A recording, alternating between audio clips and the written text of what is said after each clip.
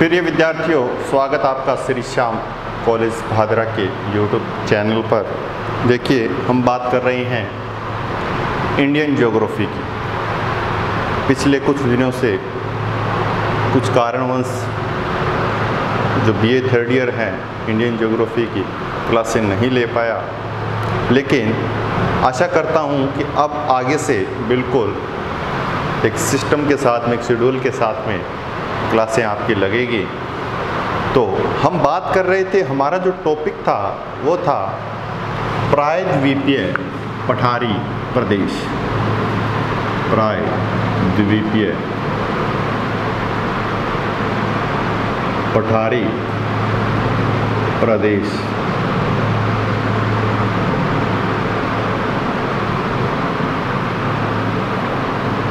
और इस प्रायद्वीपीय पठारी प्रदेश के अंतर्गत हमने कुछ चीज़ें देख ली थी।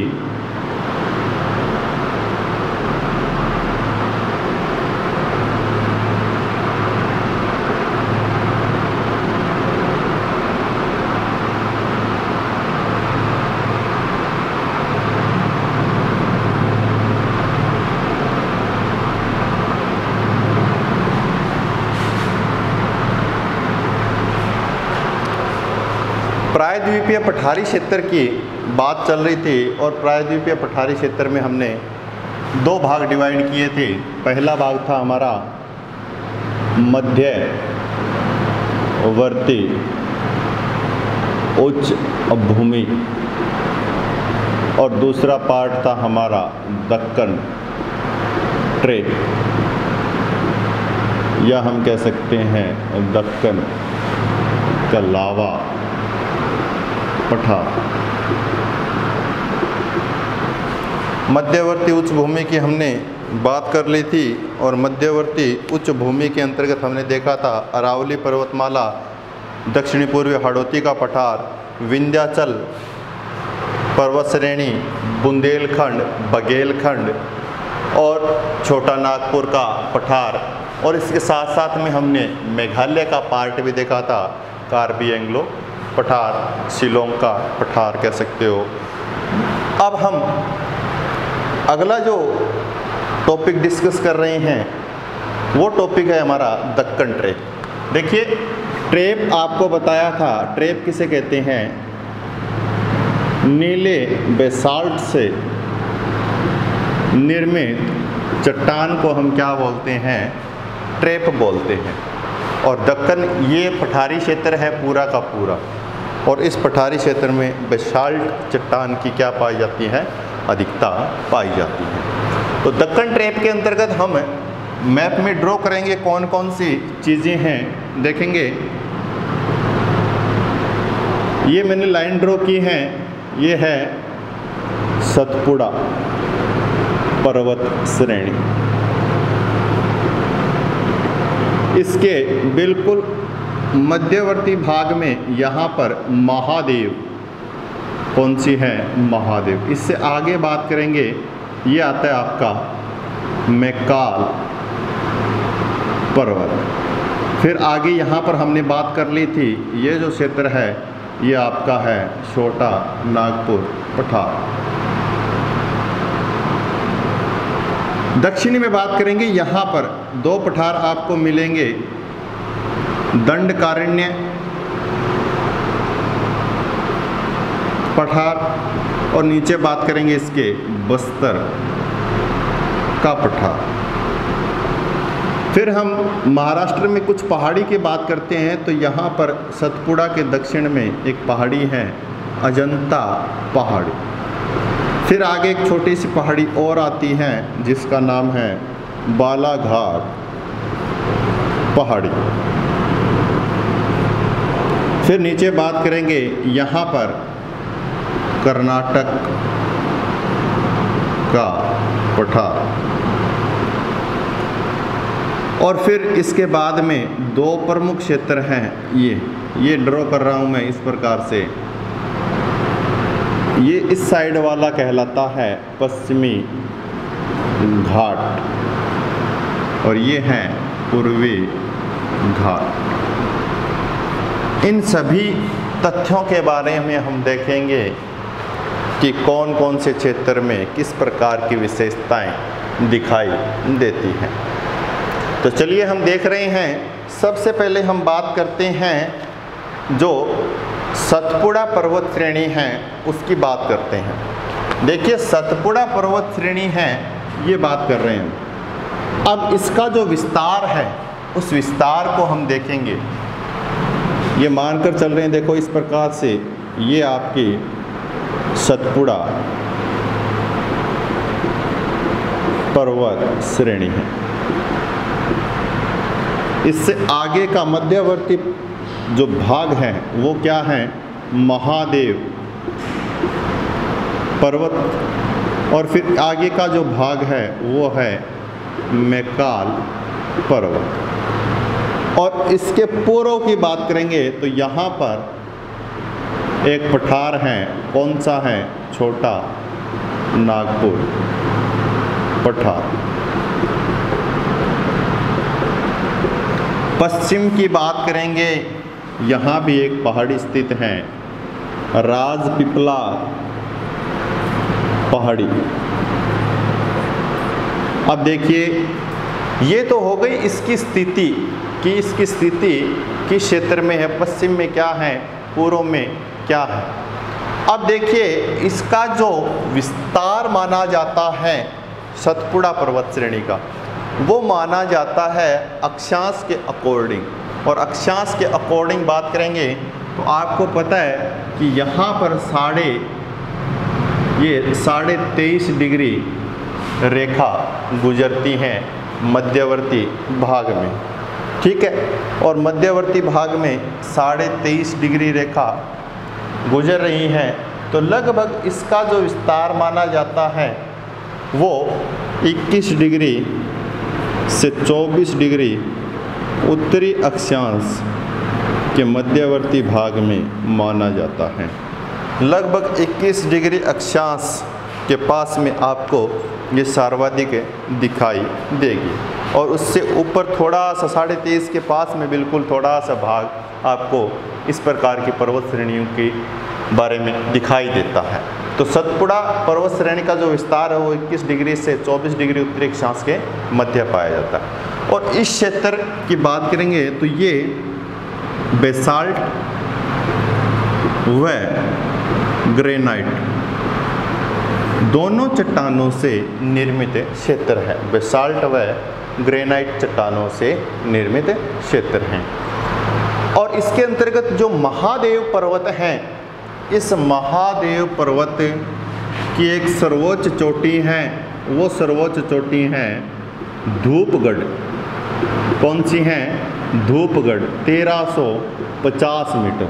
महादेव पर्वत के जो सर्वोच्च चोटी है वो कौन सी है, धूपगढ़।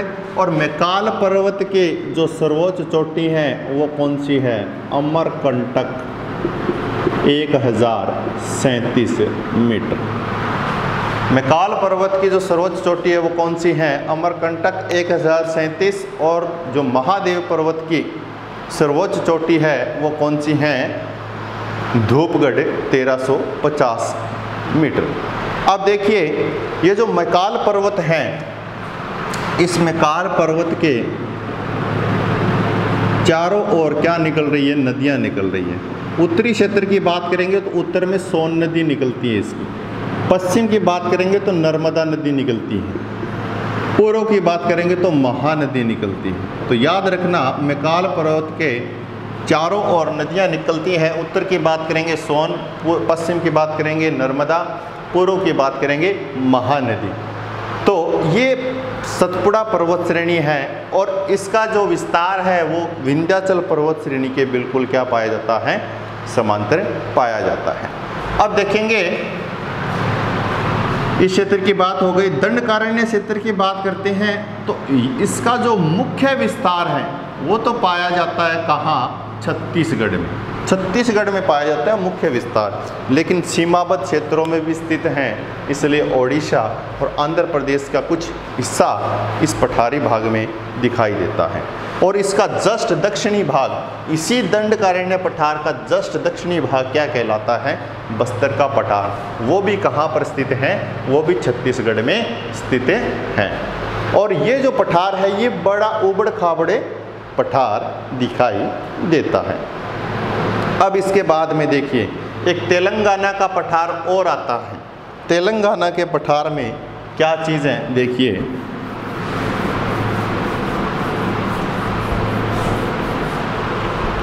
तेलंगाना के पठार की बात करेंगे हम तो इस प्रकार मानकर चलिए आप, ये पूरा का पूरा पठारी भाग है।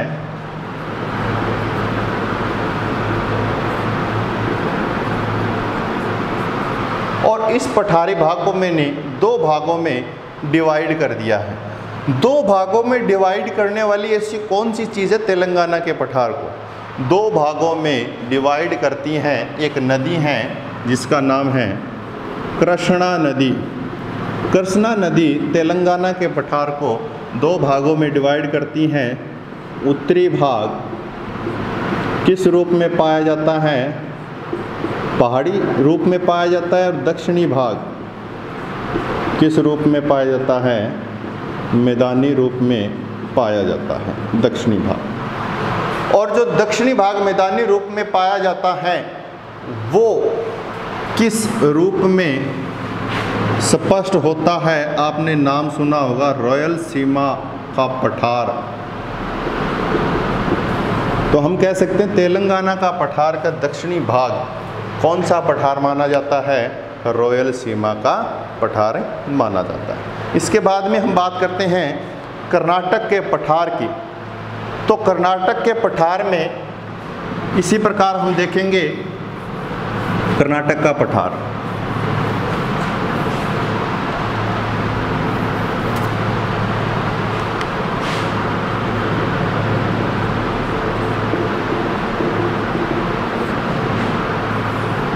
ये भी दो भागों में विभाजित हैं।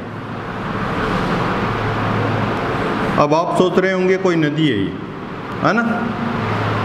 आपका IQ बड़ा ज़बरदस्त है जी। देखिए कर्नाटक का पठार दो भागों में विभाजित है। ये उत्तरी भाग है आपका और ये नीचे दक्षिणी भाग है। ये जो दो भागों में डिवाइड होता है कर्नाटक का पठार वो किससे होता है? 600 मीटर की समोच्च रेखा द्वारा। 600 मीटर की जो काउंटर लाइन्स होती हैं उसके द्वारा समोच्च रेखाएं जो स्थानों के बारे में आपको दर्शाती हैं, उसकी ऊंचाई के बारे में आपको दर्शाती हैं, उस रेखा के द्वारा 600 मीटर की समोच्च रेखा के द्वारा कर्नाटक के पठार को दो भागों में विभाजित करते हैं। उत्तरी भाग है, इसमें दो प्रमुख नदियाँ आपको देखने को मिलती हैं। एक तो मिलती हैं कृष्णा नदी और नीचे तुंगभद्रा नदी। उत्तरी भाग की बात करेंगे, इस उत्तरी भाग की बात करेंगे तो दो नदियाँ दिखाई देती है इस पठार में, कृष्णा नदी और तुंगभद्रा नदी। लेकिन दक्षिणी भाग की बात करेंगे तो दक्षिणी भाग क्या कहलाता है? मैसूर का पठार। अब देखिए तीन पठारों की बात की है मैंने, तीनों के दक्षिण में अलग अलग पठार आपको दिखाई दिए। दंडकारण्य की बात की तो दंडकारण्य पठार का दक्षिणी भाग क्या कहलाया? बस्तर का पठार। तेलंगाना की बात की मैंने तो तेलंगाना का दक्षिणी भाग क्या कहलाया? रॉयल सीमा का पठार। कर्नाटक की बात की मैंने तो कर्नाटक का दक्षिणी भाग क्या कहलाया? मैसूर का पठार। तो इस प्रकार आपको पोलिंग कर याद करना है। अब देखिए एक कर्नाटक के पठार की एक प्रमुख विशेषता है। क्या विशेषता है? कि दक्षिणी भारत का उच्च व सुनिश्चित सीमा वाला पठार है। बिल्कुल एक्यूरेट। उच्च व सुनिश्चित सीमा वाला पठार कौन सा है? कर्नाटक का पठार माना जाता है। और इस कर्नाटक के पठार के अंतर्गत क्या है? घने वन युक्त क्षेत्र पाया जाता है। घने वन युक्त क्षेत्र पाया जाता है। किसके अंतर्गत है? कर्नाटक के पठार में। उस वन क्षेत्र को मालनाद के नाम से जाना जाता है। किस नाम से जाना जाता है? मालनाद। तो मालनाद क्या है, इस प्रकार से भी हम देख सकते हैं। क्या है मालनाद? कर्नाटक के पठार का घने वन युक्त क्षेत्र क्या कहलाता है? मालनाद कहलाता है। तो ये हमने कुछ चीज़ें देखी हैं। बालाघाट पहाड़ी की बात करेंगे, महाराष्ट्र में है। अजंता की पहाड़ी की बात करेंगे, ये भी महाराष्ट्र में है। एक बाबा बुदन पहाड़ी है, वो कहाँ है? वो है कर्नाटक में।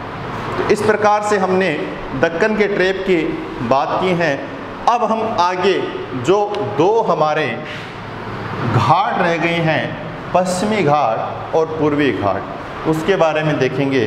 पश्चिमी घाट के अंतर्गत क्या है, पूर्वी घाट के अंतर्गत क्या है।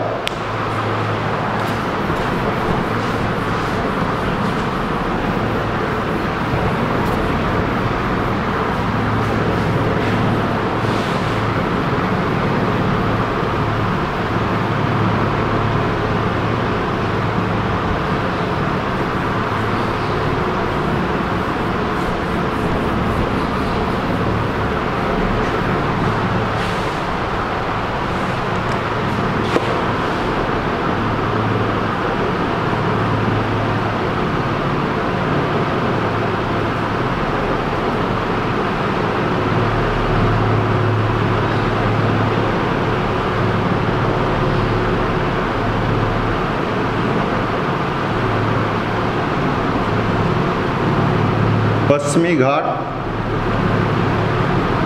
ये पूर्वी घाट। सबसे पहले बात कर रहे हैं हम पश्चिमी घाट। अब ये है क्या? देखिए, पश्चिमी घाट कह सकते हो, या इसका नाम कई बार सह्याद्री मिलता है। सह्याद्री का मतलब भी क्या है? पश्चिमी घाट ही है। इसका जो विस्तार पाया जाता है, देखिए हमने बात की थी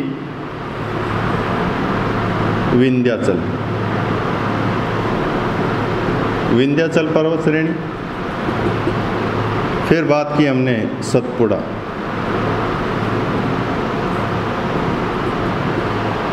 अब विंध्याचल और सतपुड़ा के मध्य कौन सी नदी? नर्मदा। और सतपुड़ा के दक्षिण में कौन सी नदी? ताप्ती नदी। इस प्रकार से ये क्रम हमने देखा था। तो इसका जो विस्तार पाया जाता है, वो पाया जाता है, ये ताप्ती नदी है और इस नदी से लेकर कन्याकुमारी तक, ताप्ती नदी से कन्याकुमारी तक लगभग 1600 किलोमीटर के क्षेत्र में लंबाई में फैला हुआ है। कौन सा भाग? पश्चिमी घाट, या हम कह सकते हैं सह्याद्री। अब ये क्षेत्र कैसा है? ये आपको पर्वतीय क्षेत्र दिखाई देगा। पर्वतीय क्षेत्र दिखाई देगा। तो इसका निर्माण कैसे हुआ है? इसके निर्माण के संबंध में आपको एक विचित्र चीज़ दिखाई देगी। निर्माण की बात करेंगे, इसका निर्माण निमज्जन क्रिया द्वारा हुआ है। इसका जो निर्माण है वो किस क्रिया द्वारा हुआ है? निमज्जन। अब निमज्जन क्रिया द्वारा किसी पर्वत का निर्माण नहीं होता, ये आपको पता है। जब दो प्लेटें आपस में टकराएगी और बीच में जो भूसन्नति होती हैं, वो भूसन्नति क्या है? इस प्रकार से बैंड के रूप में, वलन के रूप में प्रदर्शित हो जाती है, जिससे पर्वतों का निर्माण होता है। लेकिन ये क्या है? पश्चिमी घाट, याद रखना भी, पश्चिमी घाट वास्तव में एक पर्वत नहीं है, बल्कि क्या है? एक पर्वत नहीं है, बल्कि भ्रंश कगार हैं। क्या है? भ्रंश कगार है। अब ये भ्रंश कगार कैसे हैं? तो देखिए, इसकी उत्पत्ति के संबंध में क्या होता है कि ये क्षेत्र था, इसका आधा भाग, ये भाग क्या हो गया? नीचे खिसक गया, ये नीचे खिसक गया। तो ये भाग ऑटोमेटिक क्या बन गया? उच्च भूभाग बन गया। इसने कोई क्रिया नहीं की है, क्रिया इसने की थी। ये क्या हुआ, भाग है, नीचे खिसक गया, ये भाग क्या होगा, ऑटोमेटिक है ऊपर उच्च भाग के रूप में दिखाई देने लगा। वैसा ही सिस्टम इसमें था कि अरब सागर का ये पार्ट, इस पार्ट में क्या हुआ है, अधो संचलन हुआ था। क्या हुआ था, अधो संचलन, मतलब ये क्षेत्र क्या हुआ, अरब सागर वाला नीचे बैठ गया, और इसी को बोलते हैं निमज्जन क्रिया। जब कोई चीज़ नीचे धंसती है जलीय क्षेत्र में तो वो क्या कहलाती है, निमज्जन। और जब जलीय क्षेत्र नीचे खिसक गया तो ये जो क्षेत्र था ये अपने आप में कैसा प्रतीत होने लगा, अपने आप में ये उच्च भूभाग के रूप में प्रतीत होने लगा। अब इसके अंतर्गत कौन कौन से पार्ट हैं, उत्तरी सह्याद्री की बात करते हैं, दक्षिणी की बात करते हैं, मध्य की बात करते हैं, तो ये हम आगे डिस्कस करें। आशा करता हूँ कि आपको अच्छे से समझ में आएगा। Thank you very much. जय हिंद, जय भारत।